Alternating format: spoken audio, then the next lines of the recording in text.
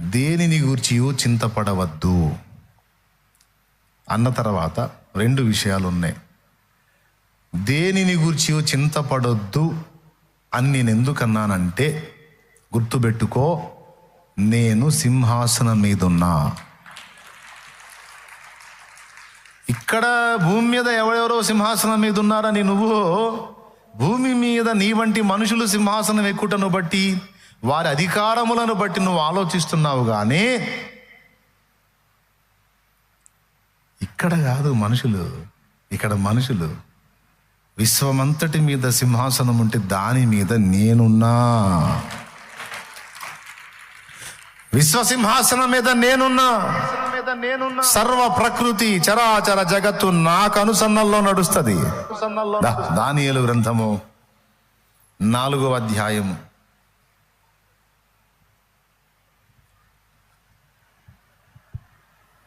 17వ వచనం చదువు. ఈ ఆజ్ఞ జాగరూకులకు దేవదూతల ప్రకటనను అనుసరించి జరుగును, నిర్ణయమైన పరిశుద్ధుల ప్రకటనను అనుసరించి సంభవించును. మహోన్నతుడకు దేవుడు మానవుల రాజ్యము పైన అధికారి అయ్యుండి తానెవరికి అనుగ్రహింప నిశ్చయించునో వారికి అనుగ్రహించుననియు, ఆయా రాజ్యము పైన అత్యల్ప మనుషులను ఆయన నియమించుచున్న. మహోన్నతుడకు దేవుడు మానవుల రాజ్యము పైన అధికారి అయి ఉండి, ఇది అబద్ధమా నిజమా? నమ్ముతున్నావా? మహోన్నతుడకు దేవుడు మానవుల రాజ్యము పైన అధికారి అయి ఉండి తానెవరికి అనుగ్రహింప నిశ్చయించునో వారికి అనుగ్రహించుననియు, ఆయా రాజ్యము పైన అత్యల్ప మనుషులను ఆయన నియమించుచున్నాడనియు మనుషులందరూ తెలుసుకొనున్నట్లు ఇలాగు జరుగును. దేవుడివ్వని అధికారం ఎవడు పొందుతాడు? అధికారం పొందినోడు గొప్ప, అధికారం ఇచ్చినోడు గొప్ప? పెద్దగా చెప్పండి తమ్ముడు. ఇచ్చినోడు తలుచుకుంటే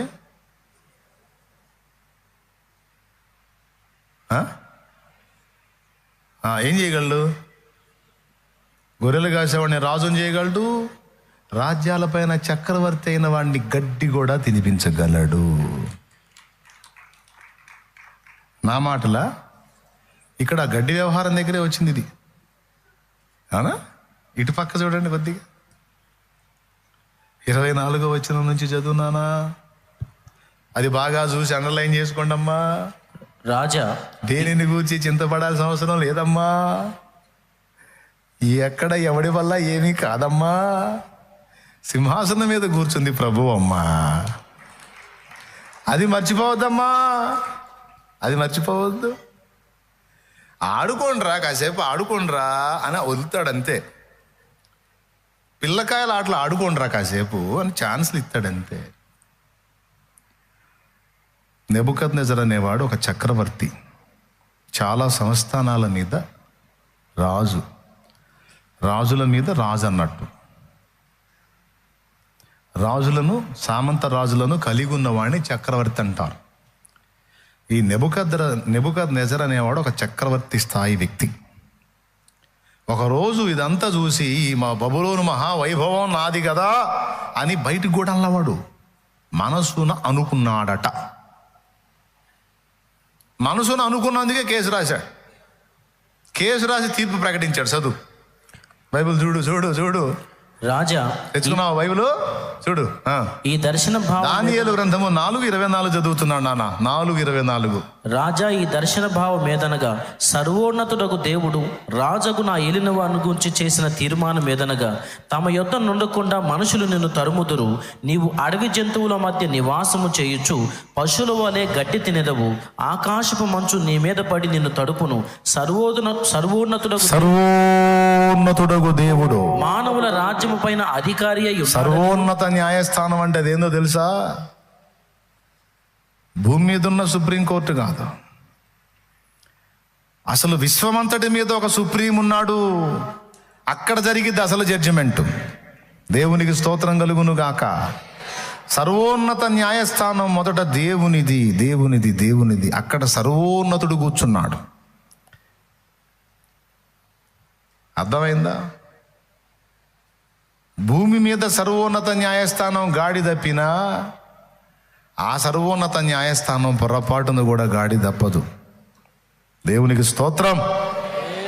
అర్థమైందా? అక్కడ ఉన్నాడు సుప్రీం. చదువునానా. సర్వోన్నతుడగు దేవుడు సర్వోన్నతుడైన దేవుడు మానవుల రాజ్యము పైనే అధికారి అయి ఉన్నాడని, అద్దుగో అసలు అధికారి ఆయన. తానెవనికి దాన్ని అనుగ్రహింప నిశ్చయించునో వానికి అనుగ్రహించునని నీవు తెలుసుకొని వరకు 7 కాలములు నీకిలాగు జరుగు. 7 కాలములంటే 7 ఏళ్ళు. చక్రవర్తి గారు గడ్డి తిన్నారు సార్.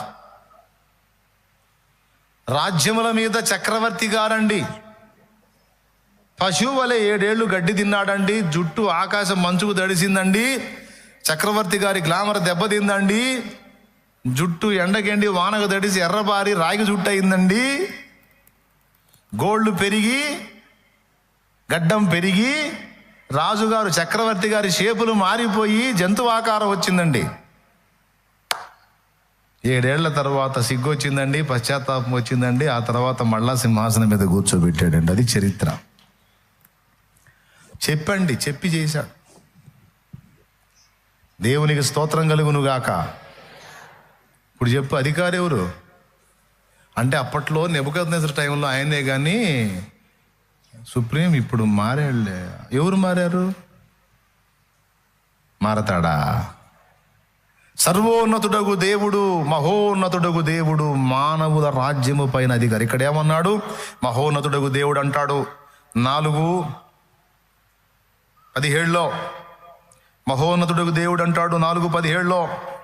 4:24లోనేమో సర్వోన్నతుడగు దేవుడు అంటాడు. ఇక్కడ యేసయ్యని గురించి చెప్పాడు, తండ్రిని గురించి కూడా చెప్పాడు. 91వ కీర్తన 1వ వచనం. మహోన్నతుని చాటున నివసించువాడు, సర్వోన్నతుని నీడను విశ్రమించువాడు.